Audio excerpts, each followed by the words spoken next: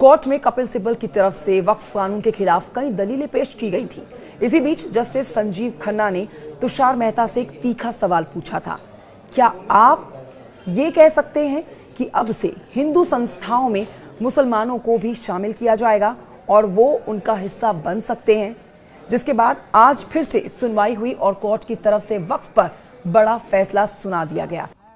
आज माननीय सर्वोच्च न्यायालय ने आज अंतरिम आदेश पर दोनों पक्ष को सुना और सुनने के बाद जो उन्होंने दो तरह का अंतरिम आदेश अगले तारीख यानी कि 5 मई तक के लिए दिया है। उनका जो पहला जो है अंतरिम आदेश कि वक्फ काउंसिल या वक्फ बोर्ड में कोई भी अपॉइंटमेंट, बल्कि उन्होंने स्टे नहीं किया है। जो भारत सरकार के सॉलिसिटर जनरल है उन्होंने अपना स्टेटमेंट दिया है कि अगली तारीख तक न तो काउंसिल में न वक्फ बोर्ड में कोई अपॉइंटमेंट जो संशोधित कानून है उसके अनुसार किया जाएगा।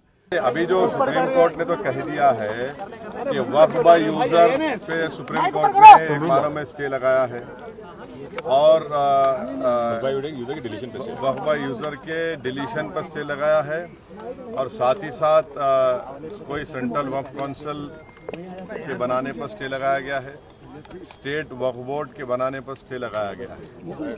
देखिए, जितनी जल्दबाजी में सरकार ने काम शुरू कर दिया था, एक्शन शुरू कर दिए थे, कुछ जगहों पर दरगाहों को भी तोड़ा गया। नासिक के अंदर दरगाह को तोड़ा गया एक, और कुछ जगहों पर और एक्शन हो रहे थे।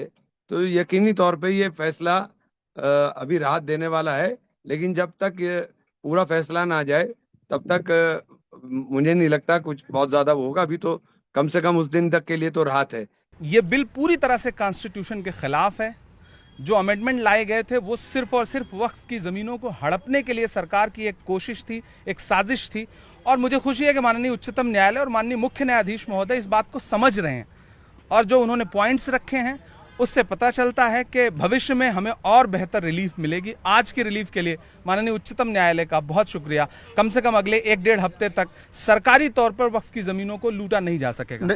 देखिए, जो पिटिशन में अभी डिमांड थी अभी वो चीज़ तो कवर नहीं हो पाई है, लेकिन फिलहाल जो माननीय सर्वोच्च न्यायालय ने, जो माननीय सुप्रीम कोर्ट ने ऑर्डर किया है, ऑनरेबल सुप्रीम कोर्ट ने, तो हम उससे फिलहाल हमें मुतमईन है और आने में जो सुनवाई होगी हमारी प्रयास रहेगी, कोशिश रहेगी उन पॉइंट को भी उसके अंदर कवर किया जाए और जो हमारा मुकम्मल हम जो चाहते हैं उसमें हमें पूरी तरह से रिलीफ मिले।